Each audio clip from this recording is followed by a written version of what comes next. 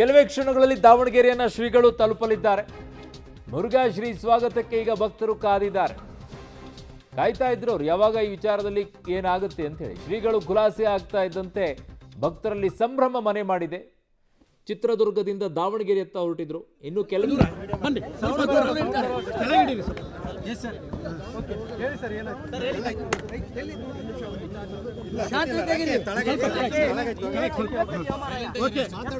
ಮಾತಾಡಬೇಡಿ, ಯಾರು ಮಾತಾಡಬೇಡಿ,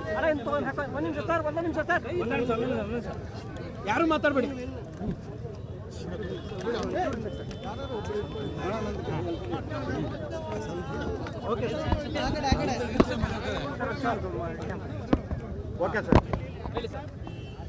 ಜಿಲ್ಲಾ ಸತ್ರ ನ್ಯಾಯಾಲಯ ಈಗ ತೀರ್ಪು ನೀಡಿದೆ. ಮುರುಘಾ ಶರಣರಿಗೆ ಮತ್ತು ಅವರ ಜೊತೆ ಇದ್ದಂಥ 12 ಆರೋಪಿಗಳಿಗೆ ಪ್ರಕರಣದಿಂದ ಬಿಡುಗಡೆಗೊಳಿಸಿದೆ. ದೋಷಮುಕ್ತರಾಗಿದ್ದಾರೆ. ಇಷ್ಟು ನಾವು ಸದ್ಯಕ್ಕೆ ತಮ್ಮ ಮುಂದೆ ಹಂಚಿಕೊಳ್ತಾ ಇರುವಂಥ ವಿಚಾರ. ಈ ಪ್ರಕರಣದಿಂದ ಮುರುಘಾ ಶರಣರು ನಿರಾಳರಾಗಿದ್ದಾರೆ. ಈ ಪ್ರಕರಣವನ್ನು ಈ ಹಂತಕ್ಕೆ ತಂದು ಅವರ ಬಿಡುಗಡೆಯನ್ನು ಮಾಡಲಿಕ್ಕೆ ಕಾಯವಾಚ ಪರಿಶ್ರಮ ಪಟ್ಟಂಥ ನಮ್ಮ ಹಿರಿಯ ವಕೀಲರಾದಂಥ ಸಿ ವಿ ನಾಗೇಶ್ ಅವರು ಪ್ರಾತಸ್ಮರಣೀಯರು. ಮತ್ತು ನಮ್ಮನ್ನು ಈ ಪ್ರಕರಣಕ್ಕೆ ಕರೆತಂದಂತಹ ನಿವೃತ್ತ ಜಿಲ್ಲಾ ನ್ಯಾಯಾಧೀಶರಾದಂಥ ವಸ್ತ್ರಮಠ ಅವರಿಗೂ ಕೂಡ ನಾವು ಆಭಾರಿಯಾಗಿದ್ದೇವೆ.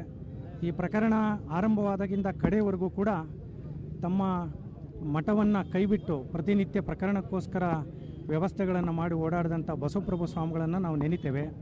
ಇದೆಲ್ಲದಕ್ಕೆ ಕಾರಣ ಮೂಲವಾಗಿ ನಮ್ಮ ಮುರುಗೇಶ ಕರ್ತು ಮುರುಗೇಶನಿಗೆ ಜಯವಾಗಲಿ, ಯಡಿಯೂರು ಸಿದ್ಧಲಿಂಗೇಶ್ವರರು ಮತ್ತು ನೊಣವಿನಕೆರೆ ಅಜ್ಜಯ್ಯನವರ ಆಶೀರ್ವಾದ ಮತ್ತು ಅಶರೀರ ಜಗದ್ಗುರು ವೀರಗಂಗಾಧರ ಭಗವತ್ಪಾದರ ಆಶೀರ್ವಾದದಿಂದ ಇವತ್ತು ನಾವು ಪ್ರಕರಣವನ್ನು ಸುಖಾಂತ್ಯ ಕಂಡಿದ್ದೇವೆ. ಒಳ್ಳೆಯದಾಗಲಿ. ಮುಂದಿನ ದಿನಗಳು ಮುರುಘಾ ಮಠಕ್ಕೆ ಒಳ್ಳೆಯದನ್ನು ತರಲಿ. ಈ ಹಿನ್ನೆಲೆಯಲ್ಲಿ ನಾನು ಇಷ್ಟನ್ನು ಹೇಳೋದಕ್ಕೆ ನಾನು ಬಯಸ್ತೇನೆ. ಆ ಅಂಶಗಳನ್ನು ನಂತರದಲ್ಲಿ ಪತ್ರಿಕಾಗೋಷ್ಠಿಯನ್ನು ಮಾಡಲಾಗುತ್ತೆ. ಈಗ ಸದ್ಯಕ್ಕೆ ತೀರ್ಪಿನ ಪ್ರತಿಯನ್ನು ನಾವು ಓದಬೇಕು. ಸುದೀರ್ಘವಾದಂಥ ತೀರ್ಪು ಪ್ರಕಟ ಆಗಿದೆ. ಪ್ರತಿಯೊಂದು ಅಂಶಗಳ ಬಗ್ಗೆ ನಮ್ಮ ಹಿರಿಯ ವಕೀಲರಾದಂಥ ನಾಗೇಶ್ ಸರ್ ಅವರು ಎಲ್ಲ ವಿಚಾರಗಳ ಕುರಿತು ಸಮಗ್ರವಾಗಿ ಆರ್ಗ್ಯುಮೆಂಟನ್ನು ಮಂಡಿಸಿದ್ದರು. ಆ ಎಲ್ಲ ವಿಚಾರಗಳ ಬಗ್ಗೆ ಕೂಡ ತೀರ್ಪಿನಲ್ಲಿ ಉಲ್ಲೇಖ ಆಗಿರುವಂಥ ಅಂಶಗಳು ಕಂಡು ಬರ್ತಾ ಇದೆ.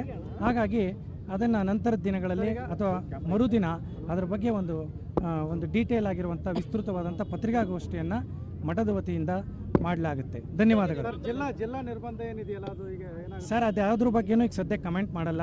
ಸ್ವಾಮೀಜಿಯವರಿಗೆ ಇವತ್ತು ಸಂಜೆ ಶಿವಯೋಗಿ ಆಶ್ರಮದಲ್ಲಿ ವಿಶೇಷ ಪೂಜೆಯನ್ನು ಜಯದೇವ ಜಗದ್ಗುರುಗಳ ಸನ್ನಿಧಾನದಲ್ಲಿ ಅಲ್ಲಿ ಗದ್ದಿಗೆಯಲ್ಲಿ ಏರ್ಪಡಿಸಲಾಗಿದೆ.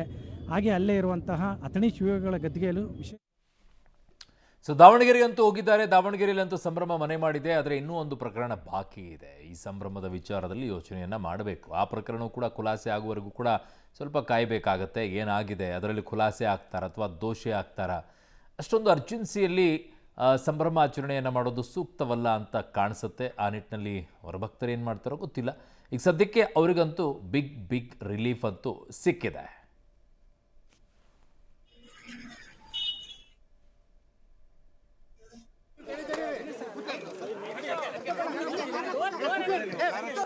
ಈಗ ಬಿಗ್ ರಿಲೀಫ್ ಅಂತೂ ಶ್ರೀಗಳಿಗೆ ಸಿಕ್ಕಾಗಿದೆ. ಮೊದಲನೆಯ ಪ್ರಕರಣದಲ್ಲಿ ಇನ್ನೂ 2ನೆಯ ಪ್ರಕರಣ ಕೂಡ ಇದೆ. ಅದು ಕೂಡ ಪೋಕ್ಸೋ ಪ್ರಕರಣ ಆಗಿದೆ.